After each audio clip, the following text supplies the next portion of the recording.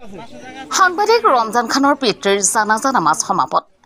N টাইমৰ সংবাদদাতা হৰিপুৰ চকপাৰা গাঁৱৰ ৰমজান খানৰ দেউতাক মংগল খানৰ আজি দিনৰ 10 বজাত জানাজা নামাজ সমাপন কৰে হৰিপুৰ চকপাৰা কবৰস্থানত।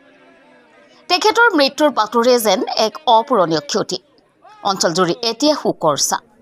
মৃত্যুৰ সময়ত তেখেতৰ বয়স আছিল 67 বছৰ। তেখেতৰ জানাজা নামাজত প্ৰায় 25,000-30,000 লোক উপস্থিত হৈ জানাজা নামাজ সমাপন কৰা হয়।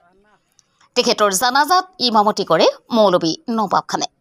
মংগল খান আছিল এজন মাটিৰ মানুহ। আজীৱন খেতি পথাৰৰ লগত জড়িত হৈ থকা সহজ সৰল লোকজন আজিয়ে পৃথিৱীৰ পৰা চিৰ বিদায় ল'লে। নেদেখা জনৰ ওচৰত দোৱা কৰিছোঁ তেখেতক আল্লাহ তালাই জান্নাতবাসী কৰক। তেখেতৰ মৃত্যুৰ বাতৰিয়ে অঞ্চলজুৰি শোকৰ ছাঁ পৰিছে। News x report UNP news.